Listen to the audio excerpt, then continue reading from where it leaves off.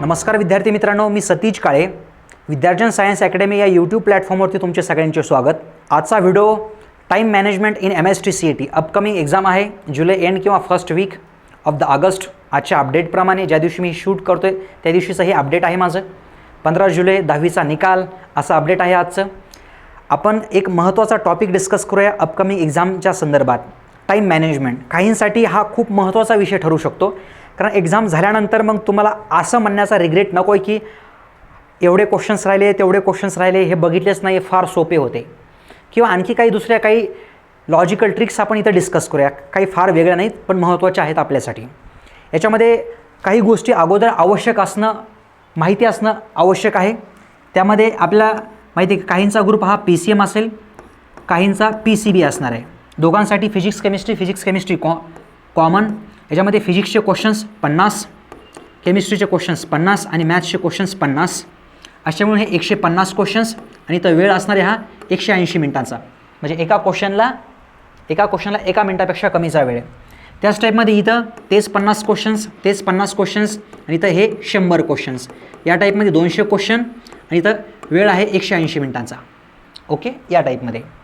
थोडक्यामध्ये जर बघितलं आपण फिजिक्स केमिस्ट्री 45 मिनिट्स या टाईपमध्ये आणि इकडं उरलेला वेळ हा 90 मिनिटांचा.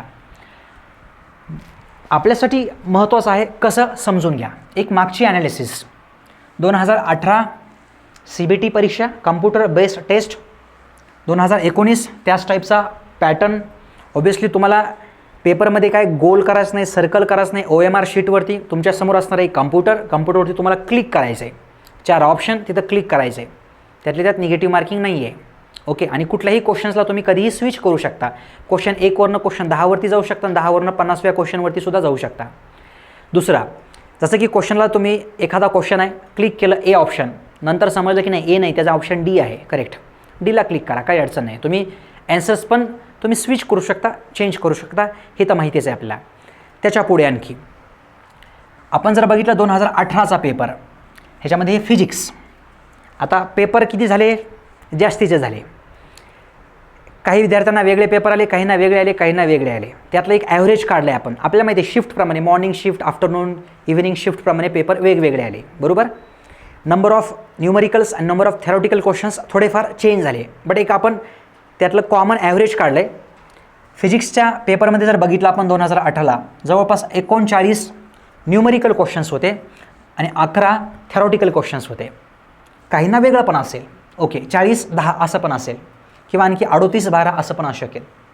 नंतर 2019चा पेपर जर आपण बघितला तर 38 न्यूमरिकल क्वेश्चन्स आणि 12 थेरॉटिकल क्वेश्चन्स या टाईपमध्ये ऑन एन ॲव्हरेज काढलं आपण हे. ओके, केमिस्ट्रीच्या पेपरची analysis 40 theoretical questions, numerical questions नाही. इथं 6 न्यूमरिकल क्वेश्चन्स आणि हे 4 हे जे आहे रिॲक्शन्स आहेत.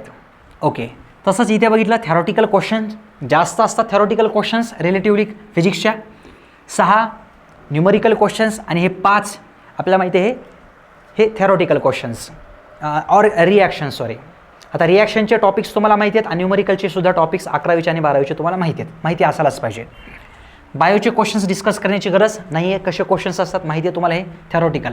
मॅथ्स ऑब्वियसली त्याच्या अपोजिट आपल्या मॅथमॅटिकल कॅल्क्युलेशन्स करावे लागतील तिथं. काही ना करावे लागत नाही, बघितल्या ॲन्सर्स येतील असे पण असतात. रिलेटिव्हली सोपे असतात बट करावेच लागतील ऑलमोस्ट. तेवढी प्रॅक्टिस जर असेल तर येतील. ठीक आहे. याच्यामध्ये सगळ्यात महत्त्वाचा पॉईंट तुम्ही समजून घ्यायचा आहे. आता जे काही स्टुडंट्स आता मॉक टेस्ट देत असतील त्यांनी नक्कीच मॉक टेस्ट ह्या डेस्कटॉपवरती द्याव्यात, लॅपटॉपवरती द्याव्यात. एक त्या इंटरफेसची तुम्हाला सवय असायला पाहिजे, कारण तुम्ही फायनली काय पेपर हा ऑफलाईनमध्ये सॉल्व नाही करणार, बरोबर ना. काही स्टुडंट्स तसे करत आहेत, क्वेश्चन्स बघत आहेत, इकडचे तिकडचे क्वेश्चन सॉल्व करत आहेत. खूप चांगली मेहनत आहे. टाईम लावून करत असतील तर खूपच चांगली गोष्ट. आणि टाईम लावून करा, तुम्हाला वेळ आहे सफिशियंट. क्वेश्चनची प्रॅक्टिस टाईम, वेळेला महत्त्व द्या. ओके, तुम्ही ऑफलाईन करत असाल ABC गोल किंवा टिक मार्क तुमच्या सोयीप्रमाणे, आणि जमलंच मॅक्सिमम वेळेस तुम्ही असा सॉल्व करा डेस्कटॉपवरती किंवा लॅपटॉपवरती. नसेल मोबाईलवरती स्विच करा, मग काही अडचण नाही. कारण ऑप्शन नसेल तर, कारण फायनल आपला इंटरफेस कसा आहे, डेस्कटॉप असणार आहे तुमच्यासमोर, लॅपटॉप असणार आहे तुमच्यासमोर. आय मीन सो त्याच लेवलची तुमची प्रॅक्टिस होणं हे सगळ्यात महत्त्वाचं आहे. सुरुवात करूया आपण. एक्झाम सेंटरला तुम्ही पोहोचलात, क्लासरूममध्ये आलात, समोर दिसतोय लॅपटॉप. खूप सगळे विद्यार्थी सिरियस, कोण लाईटली, असे सगळेच विद्यार्थी तुमच्या समोर आहेत. पेपर सुरू झाला आहे आपला. पेपर सुरू झाला आहे. ओके. एक्झाम्पल तुमच्यासमोर फिजिक्स आहे, काहींच्यासमोर केमिस्ट्री असेल. एक्झाम्पल फिजिक्स आहे तुमच्यासमोर. मग क्वेश्चन फर्स्ट बघताय, खूप सोपा वाटला, लगेच सॉल्व करा. सेकंड क्वेश्चन लगेच स्विच करा तुम्ही, बरोबर ना. स्विच केलं तुम्ही, टफ वाटतोय, कन्सेप्ट बघितल्यासारखा वाटत नाही, होल्ड करा, लगेच क्वेश्चन नंबर 3 वरती जा. क्वेश्चनची लेवल कशी असणार? इझी, मिडियम आणि टफ या टाईपमध्ये. इझी क्वेश्चन्स 1 स्ट्रोकमध्ये तुम्ही सॉल्व करा. इझी आणि मिडियम तुमच्या प्रिपरेशनप्रमाणे ॲक्च्युली ते चेंज होणार आहे. काहींची प्रिपरेशन खूप चांगली असेल, त्यांना इझी, मिडियम आणि टफमधले सुद्धा काही क्वेश्चन्स लवकर येतील, बरोबर ना. मग त्यावेळेस काय करायचं, 1 ते 50 क्वेश्चन्स तुम्ही सॉल्व करायचे. जेवढे तुम्हाला जमतात तेवढे लवकर तुम्ही सॉल्व करा. न जमणारे क्वेश्चन्स किंवा तुम्हाला वाटतं की हे टाईम घेणार आहे, हा क्वेश्चन टाईम घेणार आहे, लगेच पुढे जा. तुम्हाला वाटतं की हा कन्सेप्ट मी वाचला नाही वाचलेला हा कन्सेप्ट, पुढे जा. या टाईपमध्ये तुम्ही फिजिक्सला स्ट्रॅटजी ठेवू शकता. म्हणजे फिजिक्सला मी तर सांगेल, ज्यांचा एकदमच मीडियम लेवलचा अभ्यास आहे, इझी आणि मीडियम क्वेश्चन्स लवकर सॉल्व करा.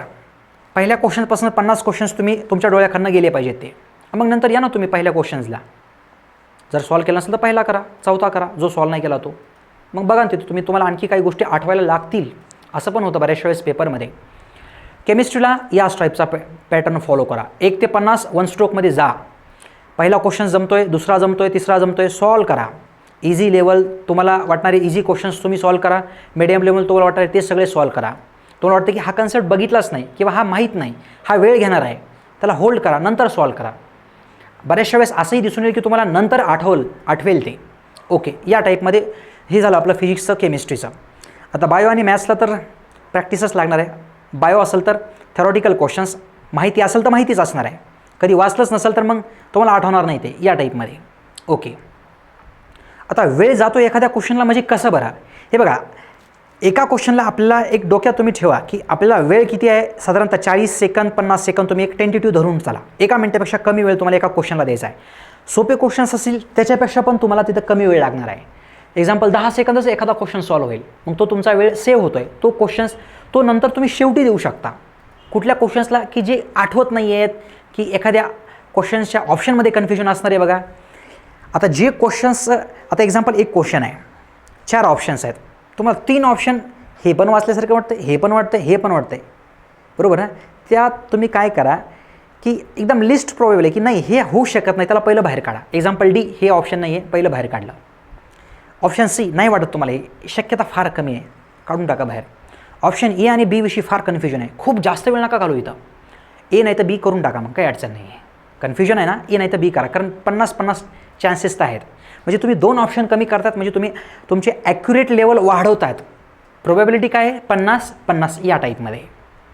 ज्यावेळेस तुम्ही पहिला स्ट्रोक तुमचा झाला आहे, म्हणजे 1 ते 50 तुम्ही सगळे इझी मीडियम तुम्हाला जमणारे क्वेश्चन्स तुम्ही सॉल्व केलेत.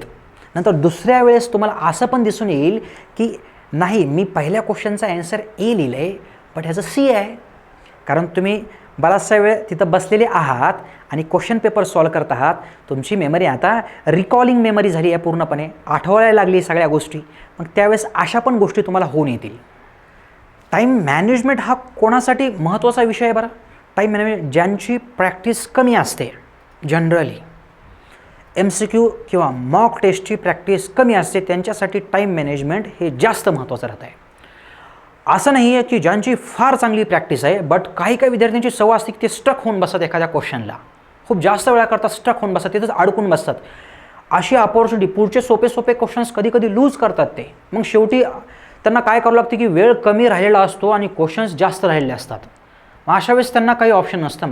मग अशा वेळेस तुम्ही काय करणार बरं, समजा असं होऊ नये कोणाच्या पेपरमध्ये, समजा काय करणार तुम्ही, मग राहिले 5 मिनटं, क्वेश्चन्स राहिले ते 20, मग काय करणार तुम्ही, मग एक क्वेश्चन सॉल्व करत बसणार का तिथं, नाही. मग त्यावेळेस तुम्हाला काय करावं लागणार आहे, ए नाही तर मग बी एकच घ्या, नाही तर पॅटर्न नका ठेवा याच्यामध्ये, ए नंतर बी नंतर सी नंतर डी. याच्यामध्ये थोडीशी प्रोबॅबिलिटी जरा कमी बनते बघा. हे माझ्या अनुभवाप्रमाणे मी तुम्हाला सांगतो आहे. मे बी ह्याच्यापेक्षा तुमचा चांगला अनुभव असेल तसा युटिलाइज करा, कारण तिथं वेळ आपल्याकडं फार कमी आहे आणि मग तुमचे क्वेश्चन्स जास्त आहेत, मग तुम्हाला काहीतरी असाच पॅटर्न फॉलो करावं लागणार आहे. कधी हे 5 मिनिटाचा किंवा 4 मिनिटाचा किंवा 2 मिनिटाचा वेळ आहे आणि क्वेश्चन्स उरलेले आहेत. मग ते बायो असू शकतं किंवा मॅथ्स असू शकतं किंवा आणखी इकडचा पेपर 1मधला असू शकतं. आणि इथं तुमच्याकडं फॅसिलिटी आहे ना, तुम्ही समजा जरी एखादा क्वेश्चन राहिला असेल तुम्हाला दिसेल ना तिथे, तुम्ही डायरेक्टली स्विच करू शकता त्या क्वेश्चनला, बरोबर की नाही. तुम्ही स्विच करू शकता, तुम्हाला दिसेल की हे क्वेश्चन्स राहिले, तुम्ही जा तिथे रिअटेम्प्ट करा, काही अडचण नाही आहे. आणि फार जर चांगली प्रॅक्टिस असेल ना तर एकदम सुरुवातीला काय होईल की खूप सगळे क्वेश्चन्स तुमचे सॉल्व्ह झालेले असतील, बरोबर. टफ क्वेश्चनला तुम्हाला वेळ देता येईल, काही नवीन क्वेश्चन असेल तर त्यालासुद्धा वेळ देता येईल, तुमच्याकडे वेळ सफिशियंट असेल, बरोबर की नाही. हे फिजिक्सच्या बाबतीतही असं होऊ शकतं, केमिस्ट्रीच्या बाबतीतही असं होऊ शकतं. काही रिॲक्शन्स तुम्हाला आठवायला लागतील. समजा अगोदर एकदमच सुरुवातीला इंटरफेसच्या तुमच्यासमोर केमिस्ट्रीच्या रिॲक्शन्स आल्यात, काहीतरी क्वेश्चन आहे असा सुरुवातीला मे बी आठवणार नाही आहे, अननेसरी एनर्जी वेस्ट करण्यात काही अर्थ नाही, बरोबर.